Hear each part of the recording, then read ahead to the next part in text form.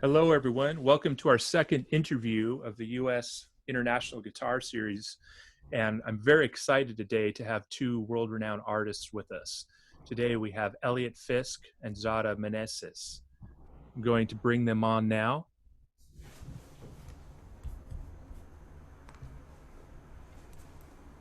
Hi. Hello. There we go. We're both here. The beauty of technology. The wonders of technology. To see you guys. How are you doing? We're doing fine. Great. Well, thank you for being here today. I'm really excited about our upcoming recital. It's going to be on September 13. And is this going to be broadcast from your home? Yes. I guess it will be, yeah. Since we don't have access to concert halls at this time. Right. Well, we get a little window into your life there. I appreciate that. So one of the questions that I wanted to ask you is, during this pandemic, what have you been working on artistically? Has it kind of changed what you've been working on or what you normally would do? So what have you been up to for the last 5 months or so? Who do you want to go first? I go first, of course. Sure. Okay. Ladies first. Ladies first. First of all, I wanted to say, Mr. William Jenks, thank you so much for having us. Really, it's a You're real welcome. pleasure, and it's so admirable and so wonderful what you're doing, because you are building. After this whole pandemic, I think it has been a huge impact on all of us. It really has, and for musicians, it's been really rough. So I feel, and I have a lot of admiration towards you, because you're creating something. You're continuing bringing community together. So I want to say thank you. Definitely, it has been rough. It has been really, really difficult. This is why we appreciate people like you who is asking us to perform, because we do work and we live and we love our audience. And now everything is closed. All my concerts were canceled.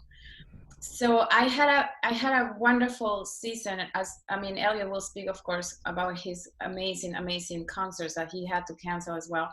But so I basically, just to give you a brief update, I was teaching at the New England Conservatory for 15 years. I've been a faculty teacher at the prep school division. And last year, because I got so many concert requires, I had to perform with my band, Son Jarocho Band, music from Mexico, and also the classical guitar. So to be able to play both disciplines that are very, very challenging and totally, they're similar but very different because the instruments are different. I had to put my studio aside, my teaching hours aside. And so I couldn't teach anymore because I had many commitments with my concerts for 2020. And so once this hit, you can imagine. So I said bye to my school, which is, I feel sad for my students, but then all my concerts say bye to me because we couldn't have any concerts. And so it's terrible. And I'm sure Eliot will speak about himself and his season, but I just have to say thank you so much. I feel a tremendous admiration towards you, because you are so brave, and also you're bringing inspiration to us. And we need a purpose, we need a goal. We perform for others.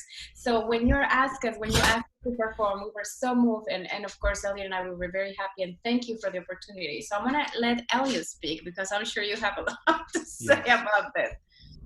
Thank you very much.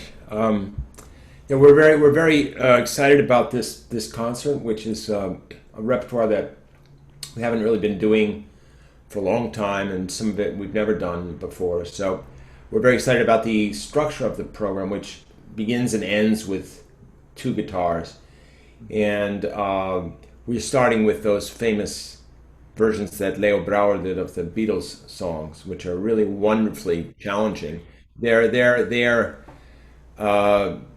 People think they're easy. I don't think they're easy at all. I think that, in fact, Leo's music, the miraculous thing about Leo's music is you can play it and get just about none of the notes, and somehow the music still works. But if you want to really get the full flavor of Leo's music, I think you have to approach it also as an implied counterpoint of three or four, sometimes five, sometimes six voices at once. And if you do that, instead of just playing it vertically, you're also thinking of all these different voices that are implied. And so I've spent a lot of time fingering, refingering these so-called simple Beatles songs. I don't find them simple at all. I find them really, really challenging. And we're really looking forward to doing those. And then, we just, as a guitar community, we lost the great Julian Bream on the 14th of August.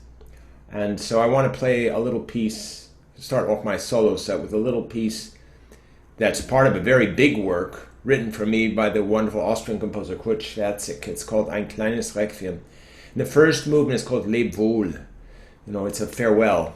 And it's a very sweet D major kind of thing, but Schwerzig is a completely unique genius composer. He's 85 this year and shows no signs of any diminishment of energy whatsoever.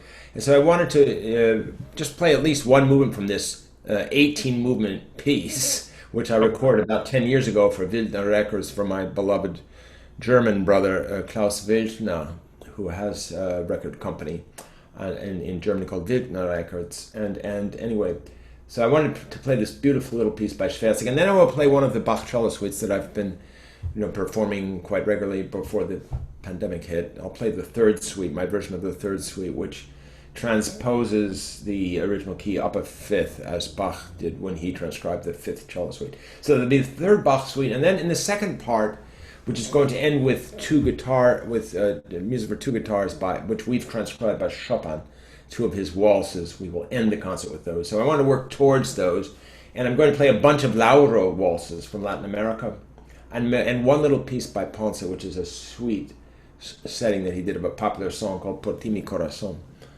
And so there'll be a bunch of Latin American stuff, and then Zaira will join me for the A minor waltz and our version of the E flat major waltz, which of course on the guitar we have to do in E in order to take advantage of the open strings.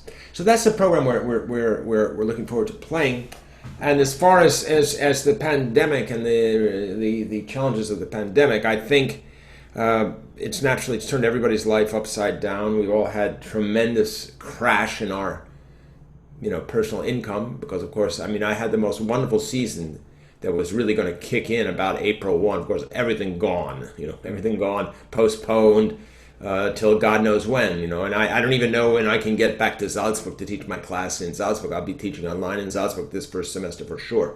And even at New England Conservatory, I won't be full-time in the school, I don't think. So these are huge adjustments. The best thing that could come out of this pandemic would be a sense of the family of humankind, and not these ugly, hateful divisions that are being fomented all over the place by people who are only after their own good. And music is the language of the human species. So we try to send this message of peace and community and the common values that someplace still have to be present in humanity, although we don't see a lot of them right now. But we've got to insist on music as an alternative reality, because when you open the paper every day, you just see horror, And so we musicians have got to stick together, and we've got to keep putting out good, strong, positive messages and remind people that there are wonderful things in the human being as a life form, even, and we just need more of that. And so when the work that you're doing, keeping the series alive under this kind of challenge and duress is just so terribly important, and I think a really wonderful patriotic act, in addition to being artistically and aesthetically so important. Well, thank you so much. I really appreciate it. So I also understand that you have a daughter who's also very musically inclined, and she is a phenomenal pianist. Yeah. And so I'm kind of wondering, like, do you guys play music all together and kind of practice together? Perform together, the three of you, once in a while as well? We have once in a while. Sarah, you want to take that? Yeah, I'm sure you've got a lot to say on that. Well, it's very challenging. I mean, people will think like leaving musicians at home, especially now where no one can go to a concert hall, right? It's very sad and very frustrating. And I mean, the music not only brings you joy, but also education. I mean, it's so important for us to always live with culture. So people may think that leaving three musicians in one house is wonderful, and it is. I mean, don't take me wrong, but it's also very challenging. So we speak a lot and we talk about music a lot. I mean, our daughter, she's 19 years old and she just moved to Boston University yesterday, and so we have wonderful conversation as a family, musician family. You know, she has a phenomenal brain, so she's very intellectual and very, very smart girl. And we have, I check my folder because we work to, I mean, I have projects in a folder when we work as a family. And so I noticed that we did the Vivaldi concerto and she did the piano part. We did that in Scanales Festival and it was beautiful. It was a great success. Although it's really complicated to organize and to schedule rehearsals. I mean, that's one of the things is like, because we know each other, we love each other, we see each other all the time. It's like, we always push the rehearsals away. So I personally like to push rehearsals away from when I have to practice with Eliot. We don't actually do that very much. We rehearse as little as possible. Yeah. Because, but the funny thing is, when we do get to rehearse, we know exactly what the other one's going to do. We actually don't need a lot of rehearsal. And if we had a lot of rehearsal, there's always the danger that we'd have a big fight, and then the concert would be very difficult. Wow, that's amazing. I can imagine. I can't wait to hear recordings. I just, the amount of musicality she probably has is just off the charts. Raquel really is off the charts. She makes the piano sing in the way that the old masters used to be able to do it, and there's such a percussive style in many parts of the piano world, and the instruments, in fact, have been changed, so they're much more percussive than they used to be. They sound, to my ear, they sound tinny, and it sounds like they've lost a lot of, in the piano world, they've lost a lot of the beauty of the great romantic tradition that I grew up with that inspired me, you know, Gilels and Horowitz and Rubinstein and Cocteau and all these amazing artists that you know, one still hears, you know, a genius like Jean-Yves Thibaudet or András Schiff, these kind of people, they still really sound, you know, like art, but some of the other ones really are not to my taste. So I think Raquel is you know, I think she's got the goods to bring back a powerful romantic voice on the piano. And so we're, you know, I can't believe sometimes how quickly she learns these incredibly complex pieces. And you know, she's just diving into Tchaikovsky First Concerto right now. So that's, you know, the big war horse. So she's not afraid of anything. So Maybe you shouldn't say that, Eliot, because Raquel likes to keep her repertoire secret. Wow. Okay. You didn't hear that. You didn't hear that. So during this pandemic, has it affected the way you've been teaching? Well, have you been doing more virtual? You're probably doing almost only virtually. Uh-huh. But as far as that goes, I mean, I feel that there are all kinds of unexpected benefits have come, even though we know about the challenges of internet connection and all of that. But these wonderful benefits have come in the sense that one of the first things that happens, of course, on Zoom, you cannot play at the same time yet. There are too many latency issues. These are just being worked out. The people who are really, you know, super, they've got this new stuff where they cut down the latency and they can actually play together and all this. But it's still nothing like what it should be. So one of the interesting things about Zoom is it's true that you can't play together, but they also it's very much call and response. So I found that actually the ability to let them record the lessons is hugely helpful. And in fact, I solved technical problems with some students that I just couldn't get through to in person. I solved it much better on Zoom because they recorded the lesson, they went back over the lesson, and within a week I fixed a right hand position problem. And I've been doing it across 4 continents and 16 or 17 time zones. So, you know, we did this at our guitar festival. We had a morning class that was team taught between Shanghai in America, so East Coast America. So we were East Coast America at 8 a.m. We were in Europe at 2 p.m. We were in Shanghai that night at 8 p.m. And Zaira and my wonderful disciple from China, Zhen Qimin, who's professor at the Shanghai Conservatory, they team taught that, and they were teaching across 12 time zones. So we had people in Shanghai playing, people in Europe playing, and people in America playing. And there are 2 hours in the 24 that basically work out. It's either 8 to 10 a.m. or 8 to 10 p.m. And you can team teach in China from the East Coast. More and in the West Coast, it's a different setup. But anyway, so these kinds of surprising benefits did sort of accrue, and were really interesting. Wow, that's great. So I'm really looking forward to this. I just wanted everyone to know that majority of the proceeds of this concert goes to present and promote to write to these artists, these incredible artists. So I just want to encourage you to get your tickets. I'm looking so forward to this concert. It sounds like a really exciting program. And we will see you at the masterclass and the concert on September 12th and 13th. Anything else you would like to add before we go? Well, I just have to say that I'm so glad, and I'm very, very thankful that you are asking people to purchase tickets, because I think this will bring a lot of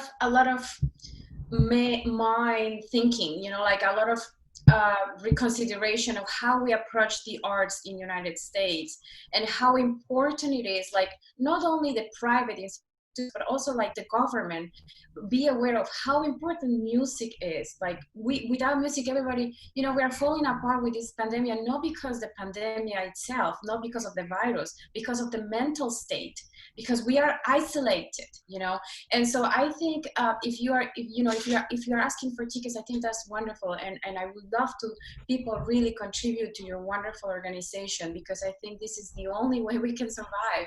I mean, otherwise how can we do it? Right. So I appreciate you are doing that. I think this is a great education for all, and that the arts are, it's wonderful to think that it's free, but it's no longer free, because without this we can't survive. Right. Really, that's the reality. Thank you so much for being with us, and we're looking forward to seeing you in a couple weeks. Thanks so much. Real pleasure. Bye. Thank you. Bye.